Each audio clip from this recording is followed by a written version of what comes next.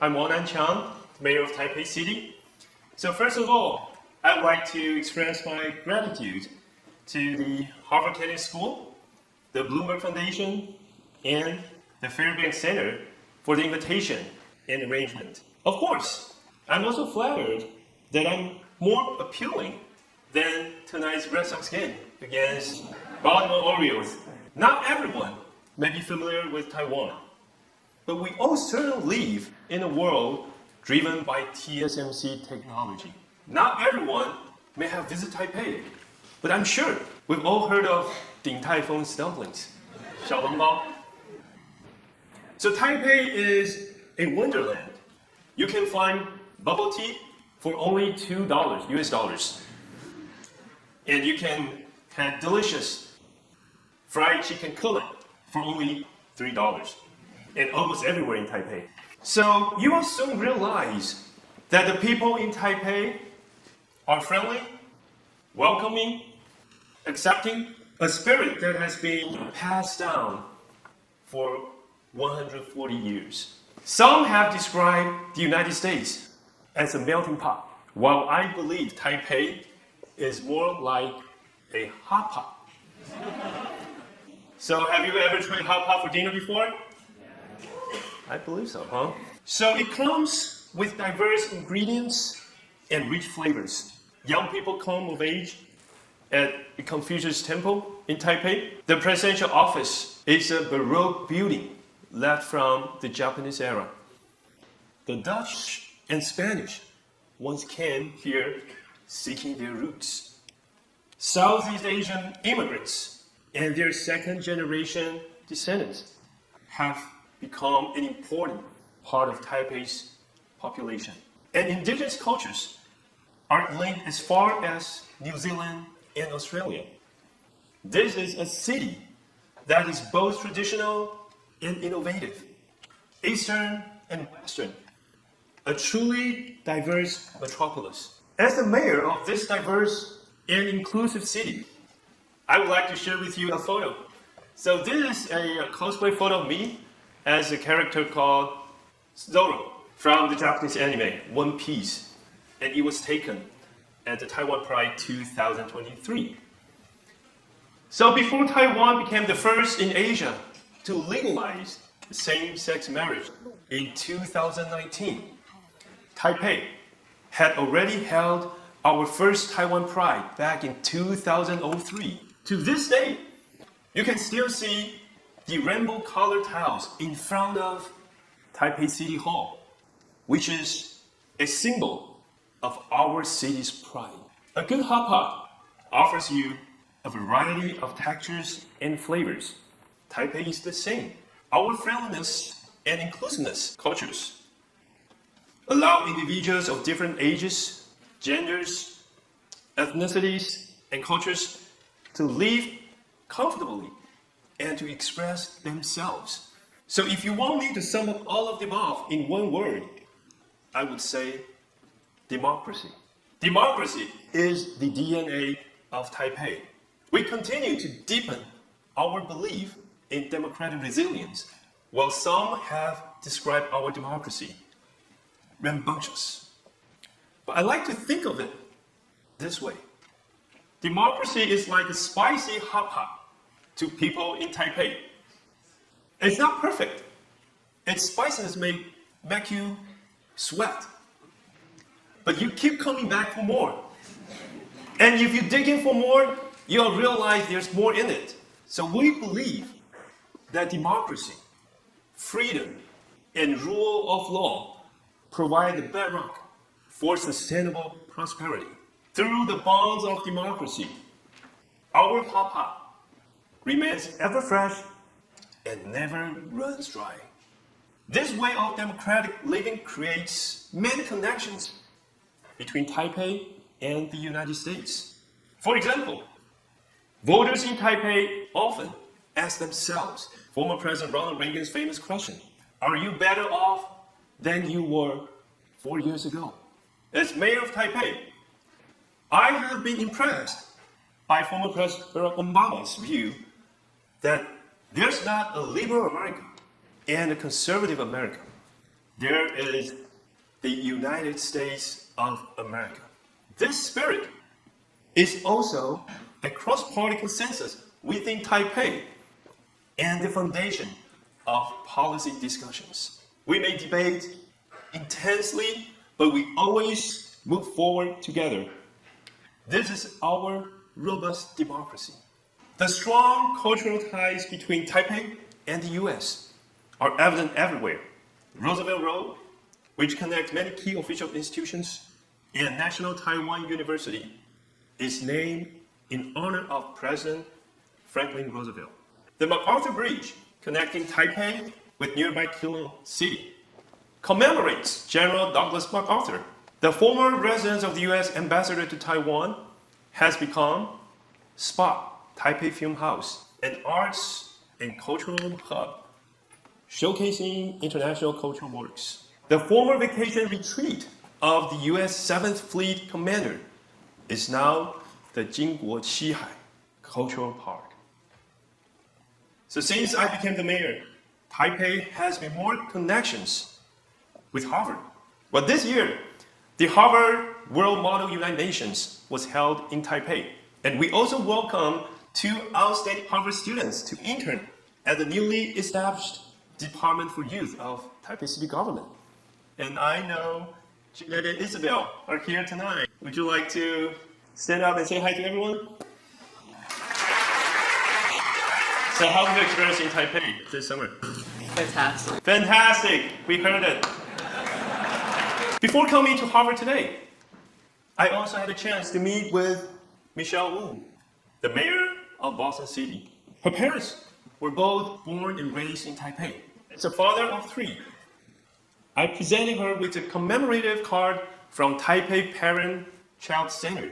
We talked about how to build a family-friendly city and also compare notes on how to build a resilient city for our future generations. Whether it's in response to natural disasters, extreme weather, or everyday risks, we invest significantly in reinforcing Taipei's resilience and safety.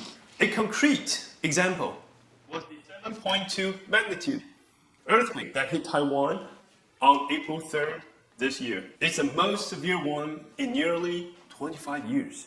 On that day, within 5 minutes, my team and I were all mobilized and prepared to respond. Even though the earthquake struck right during rush hour. In Taipei, wherever the mayor is, it is where the Emergency Operations Center is. This incident highlights a common challenge faced by all cities: aging infrastructure. Let me share with you. Over 72% of Taipei's buildings are over 30 years old. There was a research report indicating that if a magnitude 6.2 earthquake strikes directly Taipei, more than 4,900 buildings would collapse. Earthquakes strike without warning, so urban renewal is essential for enhancing resilience. So since last year, we've rolled out 8 urban renewal policies, including an incentive measure called Disaster Resilient Urban Renewal that offers a 30% bonus floor area ratio for buildings that meet criteria in 4 design areas: earthquake resistance, green building, smart building, and accessibility. We hope this will encourage public participation in urban renewal and lead Taipei toward our dual goals of achieving net zero emissions and becoming a safer city by 2050. Another example I would like to share with you is Taipei's original drainage design. Only handle heavy rains of less than 78.8 millimeters per hour. It has become gradually unable to cope with heavy rains in extreme climates. After thorough research and discussion, I made a decision to allocate $200 million over the next 5 years for flood control projects. This will increase the city's rainfall tolerance by 13%, amounting to 88.8 millimeters per hour. We also focus on disaster prevention education, enhancing both the physical and mental resilience of the city. In addition, I believe that every great city is measured by how well it treats its pedestrians. through coordinated efforts across departments. We have designated this year as the Taipei's Year of Traffic Safety, aiming to reduce traffic fatalities by 10%. One notable example is the redesign of the traffic markings outside the baseball stadium in Taipei. As you can see in the pictures, the green pedestrian refuge area and the organized traffic flow lanes have significantly improved pedestrian safety. And this has earned the local positive feedback and the nickname Picasso markings. Speaking of Picasso, while he may be seen by many of his time as too futuristic, Taipei aims to be a future-oriented city. We are fully committed to making Taipei an AI-driven smart city. 92% of the world's most advanced semiconductor manufacturing capacity is located in Taiwan. Beyond our critical role in the AI supply chain, Taipei gathers the best talent from across Taiwan, which is why AI giants like NVIDIA, AMD were drawn here. And just yesterday, we released the AI operational guidelines, marking a key step in integrating AI into municipal governance in Taipei. Taipei is the first city in Taiwan to have our own AI policy. Civil servants will now have clear guidelines to assess whether the use of AI complies with risk regulations, thereby creating an encouraging environment for more innovation. Take the 1999 Taipei City Service Hotline, for example. It's similar to Boston's 311. A team of operators is always ready to answer calls, look up information, and respond to all kinds of questions and needs from citizens. But even the most experienced operator would need time to look up specific details, like the garbage collection schedule for a particular neighborhood, which can waste time for both the operator and the caller. So starting this October, we're rolling out a new service that uses generative AI combined with the city government's database. When the citizen calls, AI will automatically recognize the speech, search for the answer, and provide the operator with accurate information in real time. This will save time for both sides and improve service quality and efficiency. To summarize, I believe everyone has already recognized AI's presence in Taipei. I mean, AI is in Taipei. TAIPEI. Well, last but not least, I would like to talk about Taipei's role as a bridge, bridging heritage and innovation. I'm a native-born Taiwanese, and I have been fortunate to be shaped by both Eastern and Western education systems. My cultural roots taught me to respect our history and draw wisdom from it. My journey to the West has taught me to integrate my heritage into the process of innovation and create better Taipei for our future generations.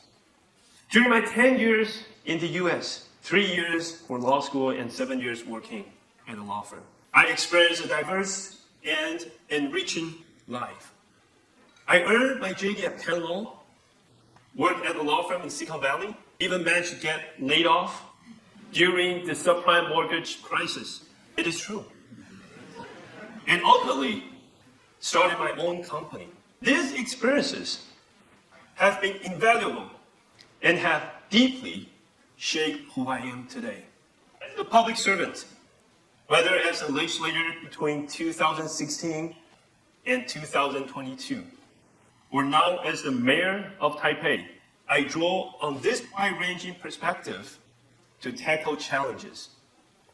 My experiences have equipped me with a broader vision, a diversity of perspectives, and innovative thinking.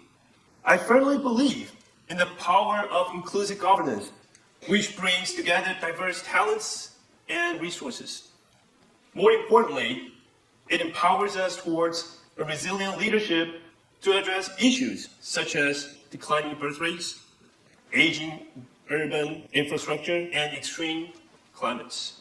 I will continue to uphold this belief in bridging tradition and innovation, leading Taipei to strengthen its diversity, democracy, and resilience.